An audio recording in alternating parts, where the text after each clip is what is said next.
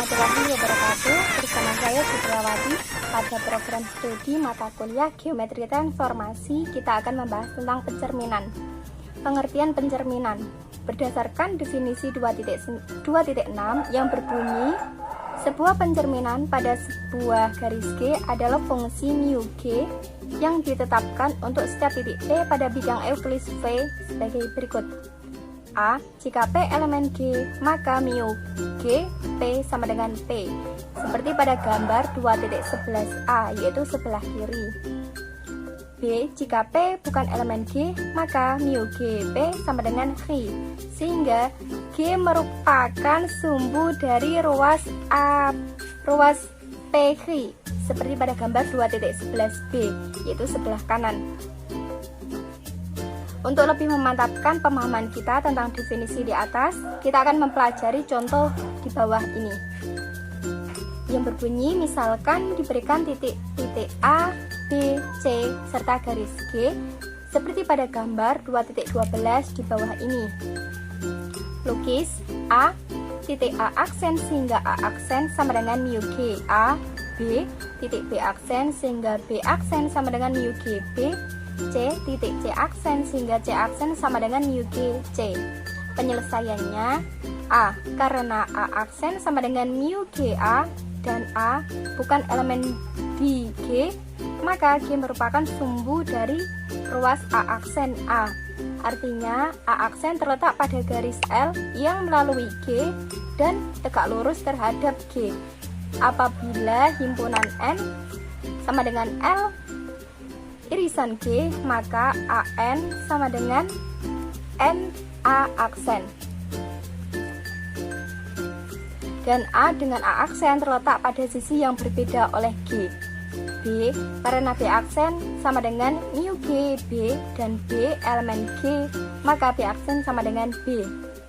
C, karena C aksen sama dengan mu G C dan C bukan elemen G, maka G merupakan sumbu dari ruas C aksen. Akibatnya C aksen terletak pada garis M yang melalui C dan tegak lurus terhadap G, sehingga jika himpunan M sama dengan M irisan G, maka CM sama dengan MC aksen dan C dengan C aksen terletak pada sisi yang berbeda oleh G. Lukisannya yaitu sebagai berikut. A, buat garis L melalui A tegak lurus terhadap G. Cari himpunan N, yaitu sama dengan N irisan L irisan G. Buatlah ruas garis NA aksen kongruen terhadap AN, sehingga NA aksen elemen L dan A aksen dengan A terletak pada sisi yang berbeda oleh G, seperti pada gambar 2.11. Yang B jelas, yaitu karena B aksen sama dengan mu G B dan B elemen G, maka B aksen sama dengan B. Yang C, buat garis M melalui C tegak lurus terhadap G. Cari himpunan M, yaitu sama dengan M irisan G.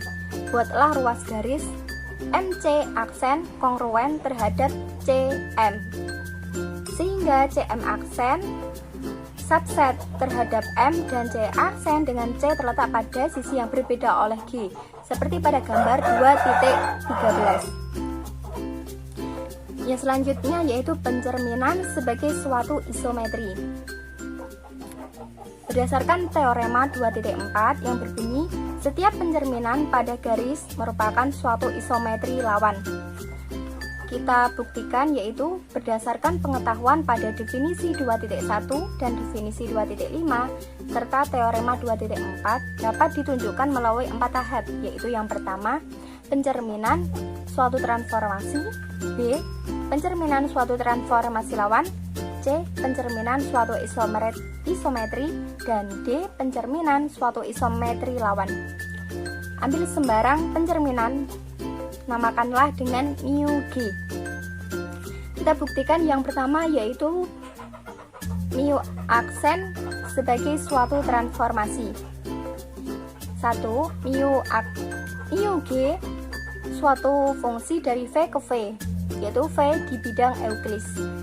B. Berdasarkan definisi 2.6, jelas bahwa domain dari mu G adalah V, karena hasil dari mu G juga pada V, sebab apabila Anda mengambil X elemen V, X elemen G, atau X bukan elemen G.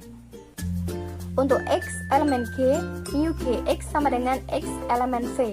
Untuk X bukan elemen G, mu G X sama dengan Y, di mana G sumbu dari ruas XY, artinya ruas XY subset dari V, sehingga Y elemen V, artinya mu G adalah bidang Euclid V juga, yaitu mu G suatu fungsi dari V ke V. Yang kedua, kita buktikan bahwa mu G suatu fungsi kepada, ambil Y elemen V, artinya Y elemen G atau Y bukan elemen G. Untuk Y elemen G ada prapeta X sama dengan Y, sehingga mu G X sama dengan Y. Untuk Y bukan elemen G ada X elemen V, sehingga X merupakan sumbu dari ruas XY. Hal ini berarti bahwa mu G X sama dengan Y, artinya Y mempunyai prapeta yaitu X. Karena setiap Y elemen V selalu mempunyai prapeta anggota V, maka mu G merupakan fungsi kepada. Yang ketiga yaitu mu G suatu fungsi satu-satu. Ambil dua titik sembarang, yaitu kita ambil A dan B elemen V, sehingga mu G A sama dengan mu G B. Misalkan C sama dengan mu G A sama dengan mu G B, artinya C elemen G atau C bukan elemen G. Untuk C elemen G, maka A B elemen G, akibatnya mu G A sama dengan A dan mu G B sama dengan B, jadi A sama dengan B. Untuk C bukan elemen G, G sumbu dari AC dan BC, akibatnya A sama dengan B. Untuk setiap pasangan A, B elemen V, sehingga mu G A sama dengan mu G B, yang mengakibatkan bahwa A sama dengan B, maka mu G suatu fungsi satu-satu. Karena mu G suatu fungsi dari V ke V satu-satu, maka mu G suatu transformasi. Untuk B, C, dan D berdasarkan pengetahuan pada contoh 2.1 dapat disimpulkan bahwa mu G dapat ditetapkan seperti pada definisi 2.9 adalah sama. Akibatnya dapat ditunjukkan bahwa mu G suatu isometri.